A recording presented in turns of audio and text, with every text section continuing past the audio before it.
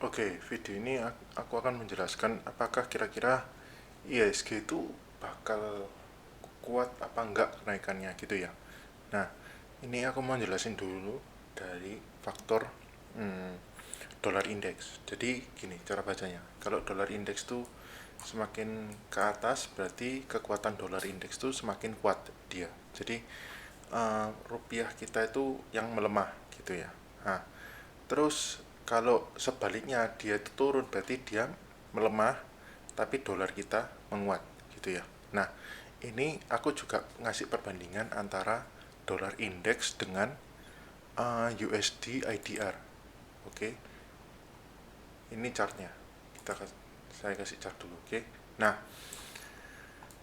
kita seperti yang kita lihat ya. Jadi kan dolar rupiah ini kan jadinya 16.300 which is yang dimana USD kan melemah terhadap rupiah kita. Nah, pertanyaannya kan kembali gini ya.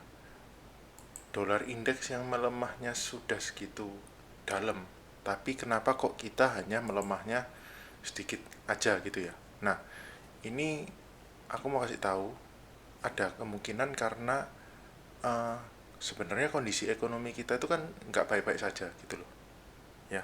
Jadi butuh pelemahan yang segini dalam ya, istilahnya kayak ya benar-benar jelek dulu. Pelemahan dolar indeksnya butuh sangat dalam hanya untuk menggerakkan pelemahan terhadap dolar dolar terhadap rupiah itu dengan gerakan yang sangat sedikit kayak begitu ya. Jadi bisa dibaca kalau istilahnya pelemahan ini tidak begitu signifikan karena ekonomi Indonesia itu sendiri ya. Nah, aku cuman mau berpesan, ini kita kembali ke IHSG ya. Nah, aku cuman mau berpesan agak hati-hati karena gini, uh, penguatan kita yang ini tidak disertai dengan kebijakan-kebijakan ekonomi yang istilahnya menguntungkan bagi Indonesia gitu.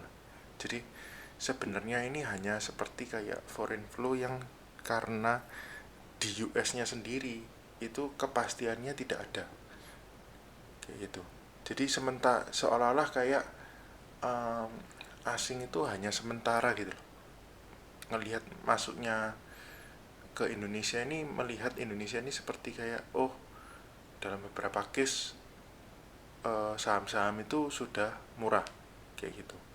Misalnya contoh kayak big banks itu kayak si uh, misalnya contoh ya kayak BBRI sudah di bawah banget ya kan, akhirnya sampai rebound kayak gitu ya. Terus misalnya kalau menurut saya big banks itu cuma BBNI yang bagus. Karena apa ya? Karena volumenya ini bagus, konsolidasinya menarik seperti ini ya. Konsolidasinya menarik ya. Terus um, sama satu lagi mungkin di luar big banks itu kayak Telkom itu juga menarik ya, seperti ini ya. Nah, uh, yang mau saya tekankan di sini waspada. Kenapa bilang sekali lagi saya bilang waspada? Karena kembali lagi inflow-nya asing ini kita tidak tahu sesustain apa. Itu satu ya.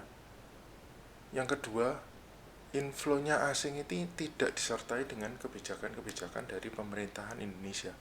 Kecuali kalau ada misalnya kebijakan pemerintah Indonesia ada apa, misalnya ada stimulus apa, itu mungkin ceritanya udah beda. Tapi kalau kali ini hanya saya lihat hanya pelemahan dolar yang ekstrim. Jadi indeks dolarnya itu ekstrim banget pelemahannya kayak gitu ya. Jadi kedepannya tetap waspada.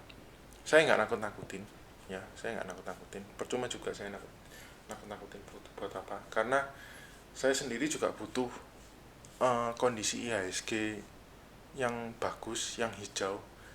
Karena tujuannya apa? Tujuannya untuk emiten-emiten lain. Jadi urutannya tuh gini, first cap-nya kalau jalan, ya second cap-nya itu juga ikut jalan. Nah, saya juga penting itu di second cap-nya. Saya penting second cap-nya itu juga jalan. Biar semuanya itu perjalanannya itu smooth aja gitu. Termasuk jadi first liner jalan, second linernya juga perjalanannya juga enak juga gitu. Jadi nggak apa ya, nggak banyak false breakout lah.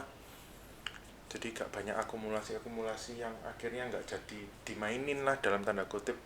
MM-nya tuh berpikir nggak mau jalanin dulu gitu loh, karena marketnya nggak begitu baik. Oke, jadi ingat ya, kalau mau IHSG tidak di dead cat bounce, ini kita kembali ke IHSG lagi ya. Kita make sure ini kita hapus dulu karena skenario nya nggak terjadi ya. Kita hapus dulu ya, kita bikin mapping baru dulu ya. Saya harus make sure dalam artian gini, kita harus bikin seperti ini, ke sini dulu ya, terus bikin ke sini, ngikutin ini si apa, baru ke sini ya. Jadi possible yang saya bisa pikirkan cuman head and shoulder aja, inverted head and shoulder ya, kayak gini bentukannya, seperti itu ya. Hopefully ini bisa jadi bottom, tapi saya berpikir dalam artian kayak ya kalau bisa ada kebijakan-kebijakan dari BI yang menguntungkan kita lah, menguntungkan IHSG lah kayak gitu. Soalnya juga percuma kalau nggak ada kebijakan-kebijakan atau stimulus-stimulus dari Indonesia itu sendiri, hanya cuman ngumpulin kayak kemarin ada berita ngumpulin apa si para konglo di IHSG, wong emitennya aja BI jegal kok setiap kali mau naik ya kan. Oke, video ini sekian aja, semoga kayak kalian bisa dapat gambaran lah. Jadi euforianya ditahan-tahan aja tentang kenaikan IHSG ini. Paling nggak kalian tahu kalau kenaikan IHSG ini sebenarnya hanya dikarenakan pelemahan dolar yang begitu ekstrim. Oke, see you in my next video.